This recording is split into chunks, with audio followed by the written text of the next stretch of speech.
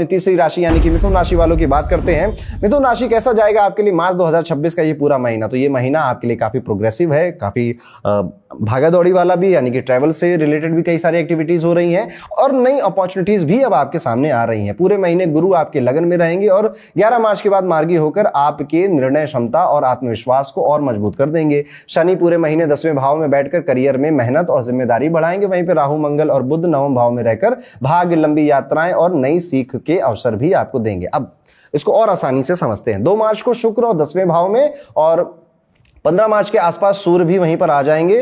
तो करियर इस महीने में हाईलाइट पर है। बेसिकली नौकरी वालों के लिए इस समय बहुत हार्डवर्क डिमांड कर रहा है। आप ऐसा फील करेंगे कि अब आपके ऑर्गेनाइजेशन में ना काम बहुत करवाया जा रहा है और जो नहीं कर रहा भगा दिया जा रहा है, उसको एकदम से टर्मिनेट कर दे रहे हैं। वर्क प्रेशर बढ़ रहा है, ट्रांसफर या फिर जॉब स्विच करने का आपके मन में विचार आ रहे हैं। आप जिस भी काम के लिए आए थे अब आपके ऊपर और दूसरे डिपार्टमेंट्स की जिम्मेदारियां भी डाली जा रही हैं। लेकिन ये जो चेंजेस हैं एक्चुअली में आप अभी शुरुआत में इनको करने का मन नहीं करेगा मन में, और आपके कलीग्स भी 4 बातें आपको सुनाकर आपके मन को भर देंगे। बट ट्रस्ट में जो हो रहा है होने दीजिए और काम से मत भागिए। देखिए जीवन में काम करना ना बहुत जरूरी होता है। किसी भी इंसान को खाली अगर वो बैठ गया तो वो अपना समय के साथ साथ अपनी सेहत का भी और अपने भविष्य का भी नुकसान कर रहा है।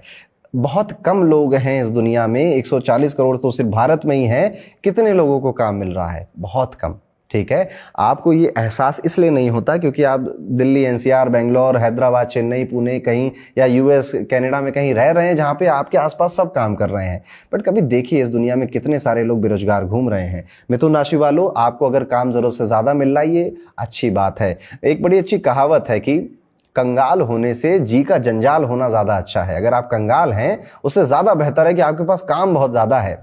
अब ज्ञान की बातें ज्यादा होगी, कुल मिला के ये कह रहा हूं कि एक्सेप्ट करिएगा, मना कुछ मत करिएगा। आप अगर किसी तरह के गवर्नमेंट के काम से जुड़े हुए, सचिवालय आना जाना रहता है, प्रशासनिक क्षेत्रों से जुड़े हुए आप व्यक्ति हैं या फिर आपका इनके साथ उठना बैठना होता है, तो आप देखेंगे कि अब आपका जो ओहदा है वो बढ़ रहा है। नए लोगों से आप मिल रहे हो, पावरफुल लोगों से आप मिल रहे हो और इससे आपको पर्सनल फायदा ज्यादा हो रहा है। बिजनेस करने वालों के लिए महीना बहुत शानदार है। आपकी योजनाएं जमीन पर उतरेंगी, किसी अनुभवी व्यक्ति का मार्गदर्शन मिलेगा, टीम के नए लोग आएंगे, नए लोग ऐड होंगे, बिजनेस का दायरा बढ़ेगा। टैक्स और कानूनी मामलों को समय से जरूर निपटा दीजिएगा, अदरवाइज ये आपकी जो स्पीड है, जो ग्रोथ आप चाह रहे हैं उसमें अड़चन बन जाएंगे आगे जाकर। आर्थिक स्थिति की अगर बात करें तो भाग्य का साथ मिलेगा। लंबी यात्राओं से नए कॉन्ट्रैक्ट बनेंगे जो आगे चलकर आपकी इनकम बढ़ा जाएंगे। 26 मार्च के बाद शुक्र के 11वें भाव में जाने से इनकम में निरंतर वृद्धि के संकेत है। मल्टीपल सोर्स से पैसा भी आ रहा है, शेयर मार्केट भी सक्रिय है तो लाभ मिल रहा है वहां पे। लेकिन एक्सपर्ट की सलाह से निवेश करिएगा। सेहत के मामलों में अगर हम देखें तो कुल मिलाकर स्थिति ठीक ही नजर आती है।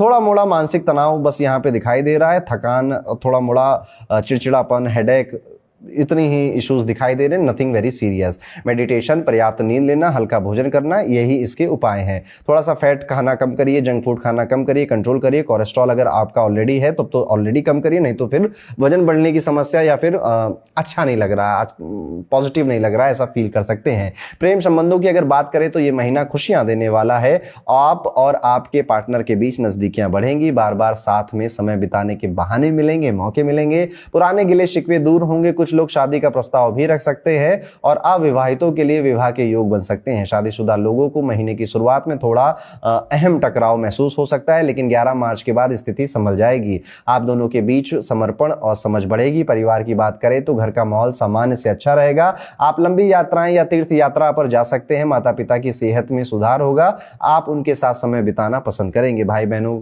से थोड़ी बहुत हल्की फुल्की परेशानी हो सकती है, जिद्दी हो जाएंगे अपनी बात के लिए और आप जो समझा रहे होंगे वो समझेंगे नहीं, बस इतनी ही प्रॉब्लम बढ़ेगी। लेकिन अगर आप अभी उनको सहयोग देंगे या फिर उनको संभालेंगे तो आगे चलकर सब ठीक हो जाना है। महीने की शुरुआत में निर्णय लेने में थोड़ा असमंजस रहेगा। कुछ ऐसे डिसीजन है जो कि आपको बहुत पहले ले लेने चाहिए थे, लेकिन डिले करते करते करते अभी तक आपने नहीं लिए हैं। कोशिश करिए जैसे ही मार्च का महीना शुरू हो, पहले हफ्ते में आप सब कुछ क्लियर कर दें, सारे बैकलॉग्स क्लियर कर दें। 7 दिन इनफ है आपके लिए और अगर आप ऐसा करते हैं तो आपका आत्मविश्वास अलग लेवल पे होगा, क्लैरिटी अलग लेवल पे होगी। परिवार और कार्य क्षेत्र में सभी का आपको सहयोग मिलेगा। उपाय के तौर पर कोशिश करिएगा कि बुधवार को भूरे रंग की गाय को हरी सब्जियां या फिर जो भी गाय माता खाती हैं उनको खिलाइएगा, या फिर गौशाला विजिट करके थोड़ा दान पुण्य का कार्य करिएगा। शुक्रवार को छोटी कन्याओं को कुछ उपहार दें, कुछ पढ़ाई लिखाई स्टेशनरी से संबंधित सामान दें। शनिवार को शनिदेव के चरणों में सरसों का तेल अर्पित करें और पीपल के पेड़ को बिना छुए उस पर जल चढ़ाएं। ये उपाय आपके भाग्य, करियर और मानसिक शांति को